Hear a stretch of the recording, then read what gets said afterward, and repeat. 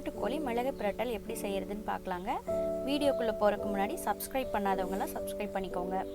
வாங்க வீடியோக்குள்ளே போகலாம். பாருங்கள், நான் நாட்டுக்கோழியை ஒரு 3/4 கிலோ இருக்குது. அதை நான் சுத்தம் பண்ணி எடுத்து வச்சுருக்கேங்க. இது ரொம்ப ஸ்பெஷல். ஏன்னா சதையே கருப்பாக தான் இருக்கும். இது கருஞ்சதை கோழின்னு சொல்லுவாங்க. ஃபஸ்ட்டு நம்ம இஞ்சி பூண்டு கூட ஒரு 1/2 ஸ்பூன் கசகசா இது எல்லாத்தையும் நல்லா அம்மியில் அரைச்சிக்கலாம். நல்லா பேஸ்ட் மாதிரி அரைச்சி எடுத்துக்கலாங்க. இது அம்மியில் அரைச்சி செய்யும்போது டேஸ்ட் ரொம்பவே நல்லாயிருக்கும். அதுக்காக தான் நான் அம்மியில் அரைச்சி செய்கிறேங்க. சீரகம் ஒரு 1/2 ஸ்பூன், சோம்பு ஒரு 1/2 ஸ்பூன் எடுத்துருக்கேங்க. அதையும் நம்ம நல்லா பேஸ்ட் மாதிரி அரைச்சிக்கலாங்க.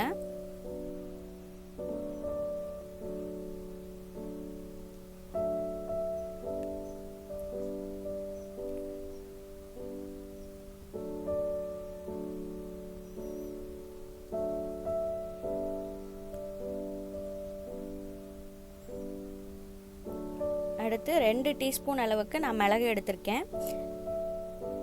அதையும் நல்லா பேஸ்ட் மாதிரி அரைச்சிக்கலாங்க. நம்ம காரத்துக்குன்னு வேறு எதுவும் நம்ம சேர்க்க போகிறதில்ல, மிளகு மட்டும்தான். அதனால மிளகு கொஞ்சம் கூடவே எடுத்துக்கோங்க.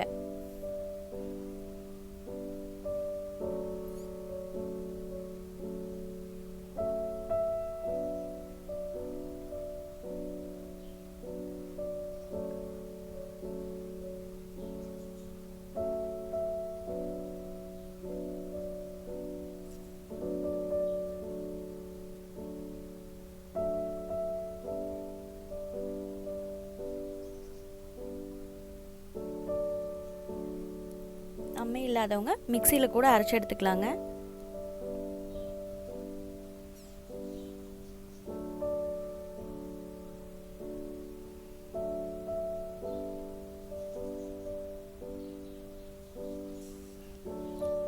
எல்லாத்தையும் நம்ம அரைச்சி எடுத்துக்கிட்டோம்.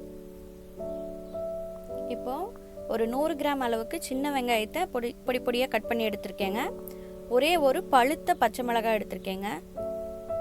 இப்போ வாணலியில் நல்லெண்ணெய் விட்டுக்கலாம். நான் நல்லெண்ணெய் தான் யூஸ் பண்ணுறேன். 3 டேபிள் ஸ்பூன் அளவுக்கு நான் நல்லெண்ணெய் விட்டுருக்கேங்க. எண்ணெய் சூடாகட்டும்.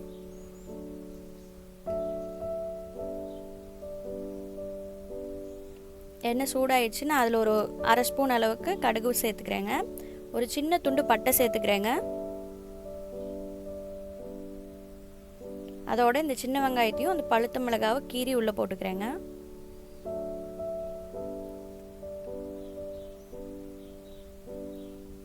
ஒரு கைப்பிடி அளவுக்கு கருவேப்பிலையை சேர்த்துக்கிறேங்க.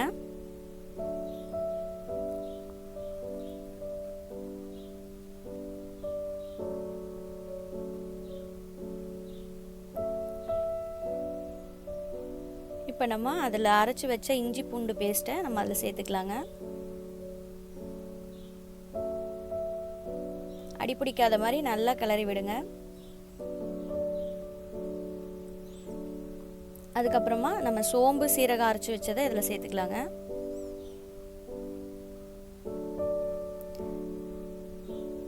அது நல்லா ரா ஸ்மெல் போகட்டும்.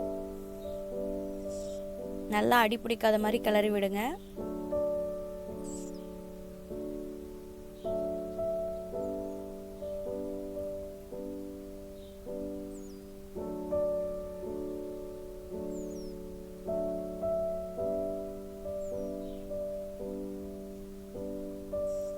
இப்போ நம்ம கழுவி சுத்தம் பண்ணி வச்சிருக்கிற கோழியை நம்ம இதில் போட்டுக்கலாங்க.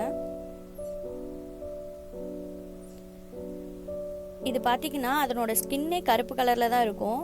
தோல் மட்டும் இல்லை, அது கறியே ஃபுல்லாகவே கருப்பாக தான் இருக்கும். சமைச்சு முடிச்ச பின்னாடியும் அதே கலரில் தான் இருக்குங்க.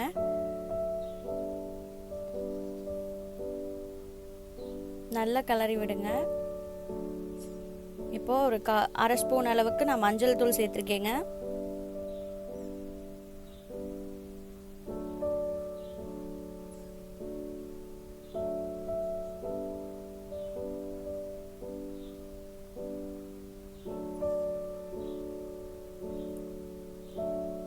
தேவையான அளவு உப்பு சேர்த்துக்கலாம்.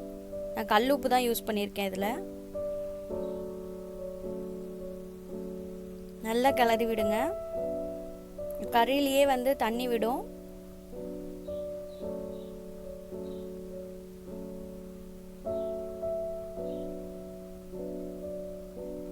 இப்போ நான் கொஞ்சமாக தண்ணி சேர்த்துக்கிறேன். ஏன்னா இது பிராய்லர் மாதிரி இல்லை, நாட்டுக்கோழி கொஞ்சம் நேரம் வரைக்கும் வேகணும், அப்போ தான் நல்லா வேகும். தண்ணி வேணுங்கிற வரைக்கும் விட்டு நல்லா வேக வச்சுக்கோங்க. இது நல்லா கொதிக்கட்டும். பாருங்கள் நல்லா கொதிக்குது. இப்போது ஒரு சின்ன தக்காளியை நான் இதில் சேர்த்துக்கிறேங்க.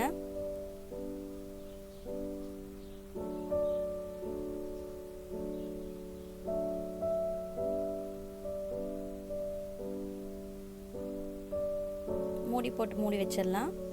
அது நல்லா வேகட்டும். ஒரு 5 மினிட்ஸ் கழித்து நான் மறுபடியும் அதை ஓப்பன் பண்ணி பார்க்குறேன். அப்பப்போ நீங்கள் ஓப்பன் பண்ணி கிளறி விட்டுட்டே இருங்க.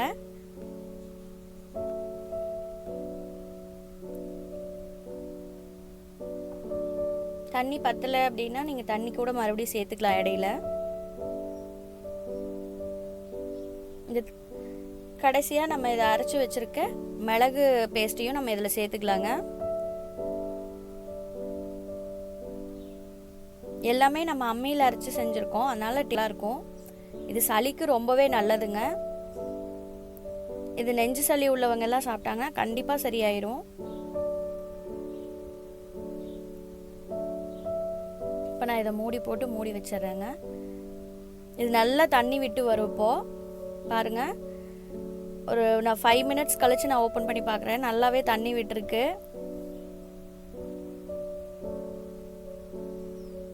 நான் கொஞ்சமாக தான் தண்ணி சேர்த்துனேன், ஆனால் அதுலேயே கொஞ்சம் தண்ணி விட்டுருந்தது. அப்பப்போ நீங்கள் ஓப்பன் பண்ணி கிளறி விட்டுட்டே இருங்க.